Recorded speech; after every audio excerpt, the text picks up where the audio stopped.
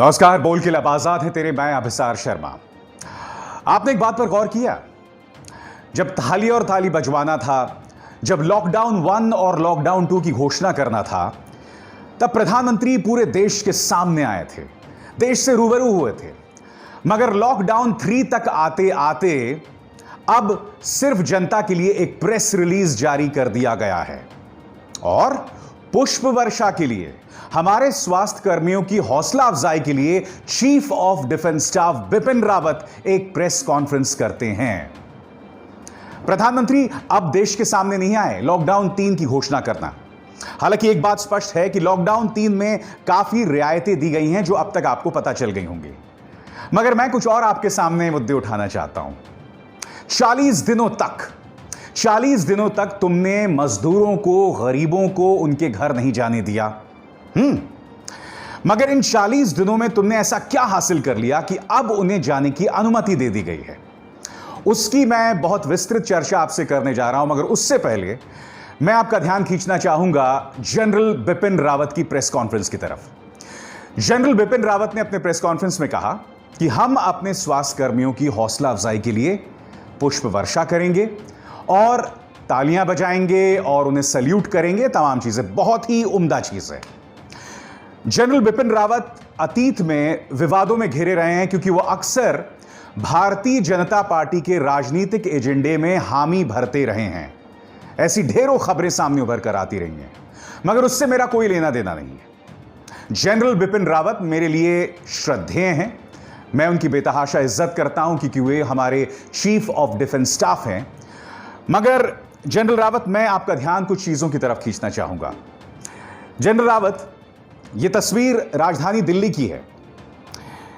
दैनिक भास्कर की खबर क्या कहती है, मैं आपको पढ़ के सुनाना चाहूंगा। कोरोना के हॉटस्पॉट बने जगजीवन, अंबेडकर और मैक्स अस्पताल। इन तीनों अस्पताल में ही 168 स्वास्थ्यकर्मी पॉजिटिव। यानी कि हमारे स्वास्थ्यकर्मी जिन पर जिम्मा है हमारी जान बचाने का, वही सुरक्षित नहीं है। मैं आपको पढ़ के सुनाने वाला हूं कि इस वक्त इन अस्पतालों में हमारे स्वास्थ्यकर्मियों की क्या हालत है। यह मैंने इसी अखबार के इस ग्राफिक से आपके सामने पेश किया है। सफदरजंग अस्पताल, कुल 13 स्वास्थ्यकर्मी, इनमें 10 डॉक्टर्स कोरोना वायरस से संक्रमित हैं। एम्स, कुल 20, जिसमें 1 resident doctors. Lady Hardinge, 5 doctors समेत कुल 16 कोरोना वायरस से संक्रमित। लोकनायक अस्पताल, कुल 14। स्टेट कैंसर अस्पताल, 3 डॉक्टर्स और 18 नर्सेज कोरोना वायरस से संक्रमित। बाबू जगजीवन राम, कुल 80 स्वास्थ्यकर्मी, 15 डॉक्टर्स। यह मैंने आपको एक छोटी सी झलक दी है। आपको अगर मैं पूरी झलक दिखाऊंगा ना, तो आपके होश जो हैं वो फाख्ता हो जाएंगे। यही नहीं जनरल बिपिन रावत, आपके सामने ये एक और खबर। हमारी जो सीआरपीएफ बटालियन है दिल्ली में, वो कोरोना वायरस का केंद्र बन गई है। 122 केसेस सिर्फ 2 हफ्तों में। ये हमारे अर्धसैनिक बलों की हालत है। General Bipin Rawat, no doubt हमें अपने जो स्वास्थ्य कर्मी हैं उनकी हौसला अफजाई करनी चाहिए। हमने ताली थाली भी उनके लिए बजाई थी, हमने मोमबत्तियां भी उनके लिए जलाई थी। मगर दिक्कत क्या, मैं आपको बताता हूं। आज ये आंकड़े लगातार ये प्रमाणित कर रहे हैं कि चाहे हमारे अर्धसैनिक बल हों या हमारे डॉक्टर्स, वो एक बहुत मुश्किल लड़ाई लड़ रहे हैं। अब भी वो बुनियादी समस्याओं से दोचार हैं, लाचार हैं। क्या आपको यह बताने की जरूरत है कि रोहतक मेडिकल कॉलेज में किस तरह से एक डॉक्टर ने और कई डॉक्टर्स ने वहां पर जो उन्हें पर्सनल प्रोटेक्टिव इक्विपमेंट नहीं थे, यानी पीपीई, यानी कि ग्लव्स, मास्क्स, वेंटिलेटर्स, ये जो तमाम चीजें नहीं थी, और जब उन्होंने ये मुद्दा उठाया था तो पूरी बीजेपी आईटी सेल ने उनके खिलाफ एक गंदा और घटिया प्रोपेगेंडा चलाया था। पहले तो ये कहा था ये सब झूठ है, बाद में जब ये पता चल गया कि ये सच है तो उनकी आवाज को ही दफन कर दिया गया था। जनरल रावत, यकीनन हमें फूल बरसाना चाहिए, मगर हकीकत यह है कि हमारे डॉक्टर्स जो हैं बहुत मुश्किल जंग लड़ रहे हैं। हमें जरूरी है कि हम बुनियादी मुद्दों की तरफ हमारा ध्यान जाए, बजाय कि इन सतही चीजों की हम बात करें। देखिए, इस सरकार के लिए सब कुछ इवेंट मैनेजमेंट नहीं होना चाहिए। मुझे तो ऐसा लगता है कि कहीं ऐसा तो नहीं है कि प्रधानमंत्री नरेंद्र मोदी ने यह घोषणा इसलिए नहीं की मुझे तो ऐसा लगता है कि यह घोषणा प्रधानमंत्री नरेंद्र मोदी करने जा रहे थे, मगर फिर बाद में ऐसा लगा कि यह घोषणा चीफ ऑफ डिफेंस स्टाफ को करनी चाहिए। कम से कम प्रधानमंत्री नरेंद्र मोदी की आलोचना तो नहीं होगी, क्योंकि थाली बजाने को लेकर, ताली बजाने को लेकर, मोमबत्ती जलाने को लेकर कई लोगों ने ढेरों आलोचनाएं की थी। और हकीकत यह मैं आपको बताता हूं, देश के गरीब की कोई नहीं सुन रहा। 4-5 हफ्ते तक हमने उन्हें शहरों में रोके रखा, बदतर हालात में वो जीते रहे, और अब जब उन्हें हमने जाने के लिए कहा है, उनके लिए ट्रेनों का इंतजाम किया है, तो बुनियादी मुद्दे वहीं के वहीं बने हुए हैं। सबसे पहले मैं आपको ये तस्वीरें दिखाना चाहता हूं, आपके सामने सूरत की ये तस्वीर। सूरत में 1 नहीं 2 नहीं 3 बार मजदूर सड़क पर आ गया है, मगर इसकी कोई कवरेज नहीं हुई। ये लगातार शिकायत कर रहे हैं कि गुजरात के अंदर उनके हालात बद से बदतर हैं, उनकी आवाज कोई नहीं सुन रहा। फिर जब बांद्रा में मजदूर सामने उभर कर आए थे, तो मीडिया के एक बहुत बड़े धड़े ने इन्हें भाड़े का टट्टू कहा था, इन्हें एक्टर्स कहा था, पैसे के लिए यहां पर इकट्ठा हो गए थे। और यही नहीं, क्योंकि वहां एक मस्जिद था, तो उसे यह भी कह दिया गया कि इन मस्जिद के भड़काने पर यह गरीब मजदूर यहां पहुंचे हैं। अब हमने इनके ट्रेनों के लिए इंतजाम कर दिया है, मगर उसकी चर्चा करने से पहले मैं आपको यह तस्वीर दिखाना चाहूंगा कि इस देश के गरीब की हालत क्या है। यह एक क्वारंटीन सेंटर है। यहां पर फाटक के उस पीछे, उस लोहे के फाटक के उस पीछे कुछ गरीब मजदूर हैं, और आप देख सकते हैं इन्हें किस तरह से बिस्किट्स दी जा रही हैं, खाने की चीजें दी जा रही हैं। इससे बहुत ही बदतर हालत आपको याद होगा आगरा में थी, और अब ये दोनों तस्वीरें आपके सामने हैं। यह हालत है क्वारंटीन सेंटर्स में हमारे गरीबों की, जब उनकी देखभाल करने वाले भी उनकी देखभाल करने में इस तरह से कतराते हैं, इस कदर उनके जहन में डर होता है। ये वो तमाम समस्याएं हैं जिसकी तरफ हमारा ध्यान जाना चाहिए, मगर इसकी तरफ बिल्कुल ध्यान नहीं जा रहा। उससे भटकाने का पूरा मानो एक प्लान हमारे सामने है।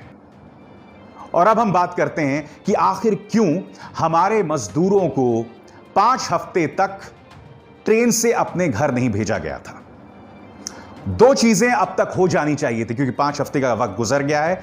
नंबर 1, जो भी गरीब अपने घर जाए उसकी सही तरीके से टेस्टिंग हो, ताकि अगर उसमें कोरोना वायरस है तो वो गांव ना पहुंच सके। नंबर 1।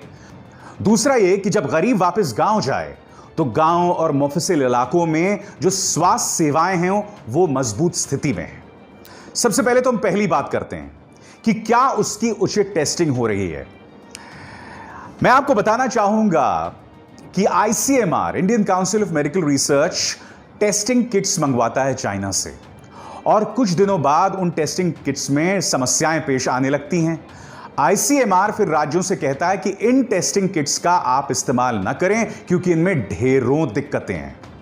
यानी कि आज की तारीख में जो गांव वाला वापस अपने गांव जा रहा है, उसकी उचित टेस्टिंग नहीं हो रही है।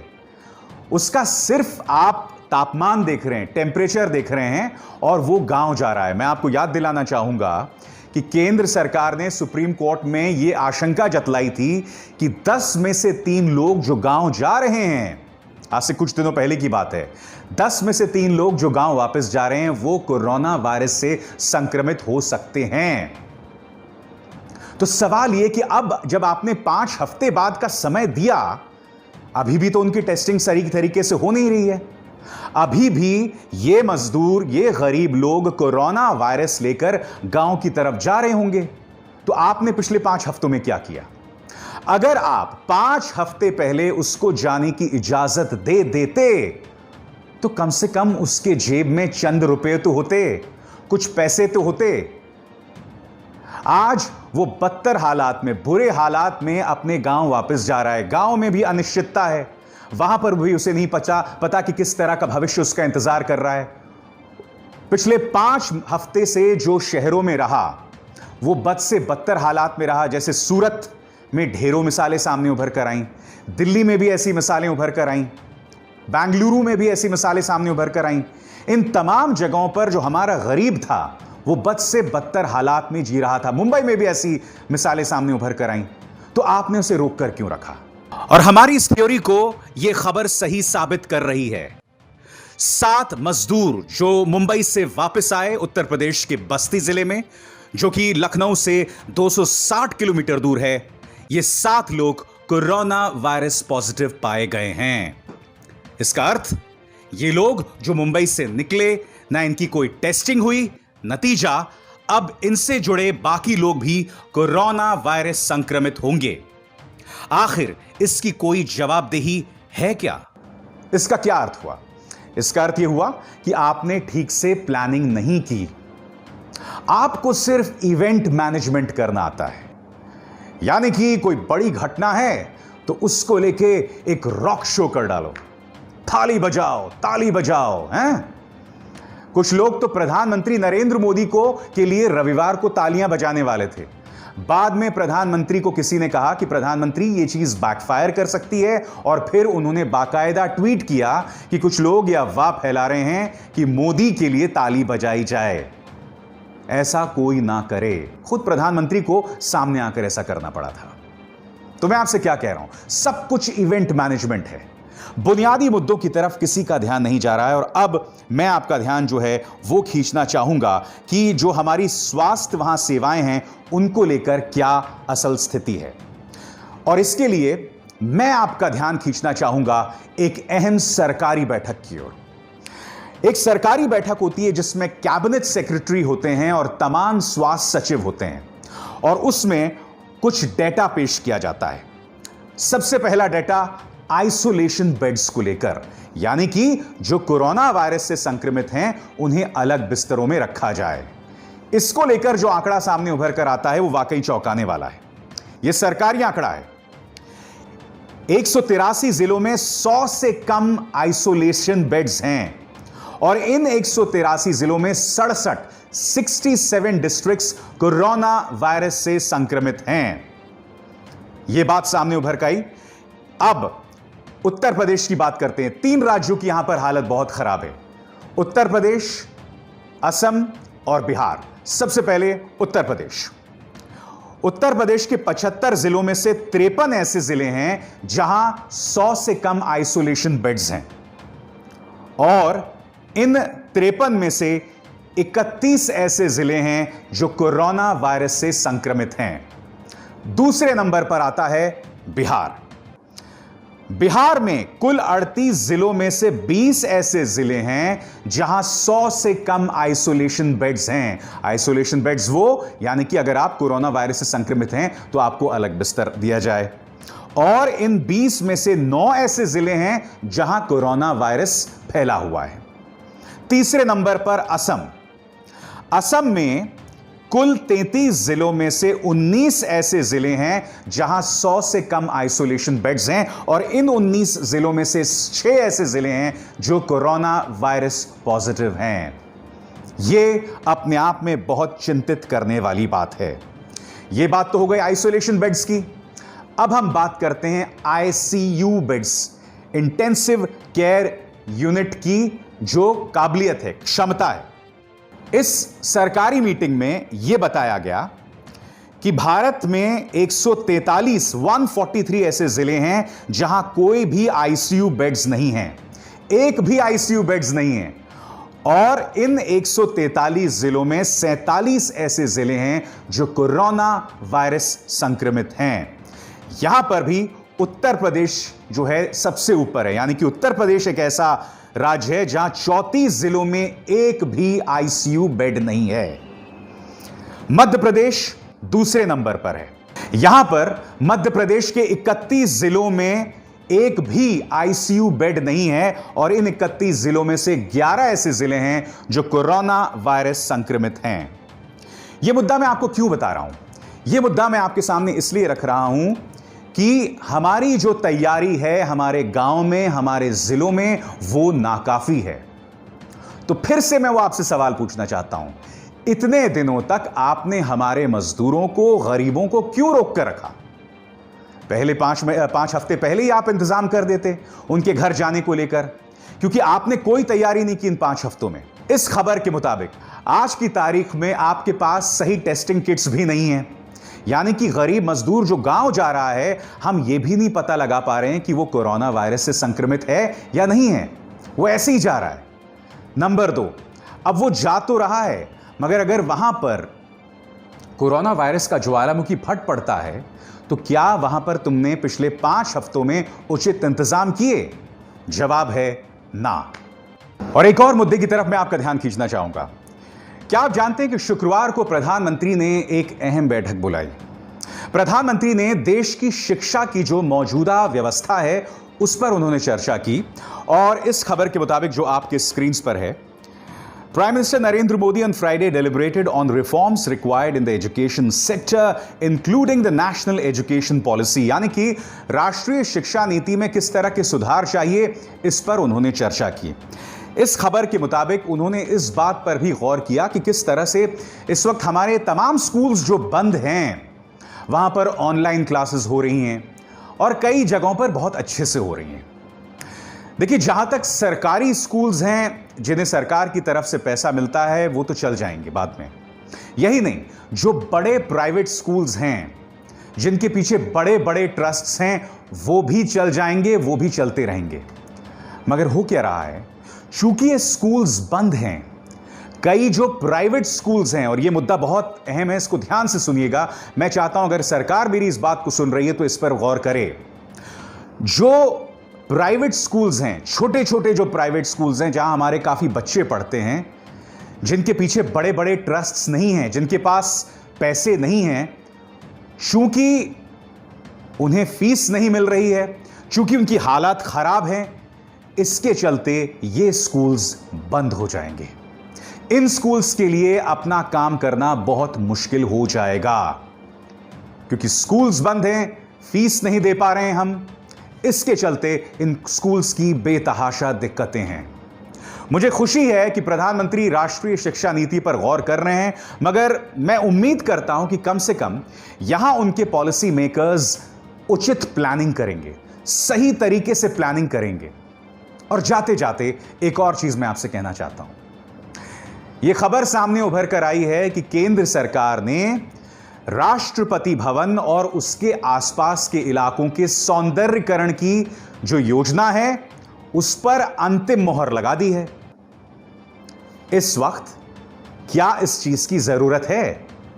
क्या दिल्ली में राष्ट्रपति भवन, संसद भवन और वो जो पूरा इलाका है उससे ज्यादा खूबसूरत कोई जगह है? तो उसमें तुम हजारों करोड़ों रुपए क्यों लगा रहे? बताओ। और यही नहीं, क्या यह जरूरी नहीं है कि सरकार इस बात की घोषणा करे कि तुम बुलेट ट्रेन योजना है उस पर लगाम लगा दो? मैं जानता हूं कि सब कुछ इस सरकार के बारे में इवेंट मैनेजमेंट है, मगर आज देश के सामने उससे ज्यादा गंभीर चुनौती है जिससे आप और हम बच नहीं सकते। आंखें मूंद लेने से वो समस्या भाग नहीं जाएगी मित्रों। बोल के लब आजाद है तेरे में, बस इतना ही। मेरी आप सबसे अपील कि इस कार्यक्रम को ज्यादा से ज्यादा लोगों तक पहुंचाएं, इसे लाइक करें, शेयर करें और न्यूज क्लिक के हमारे चैनल को न सिर्फ सब्सक्राइब करें बल्कि उस बेल आइकन को भी जरूर दबाएं। नमस्कार।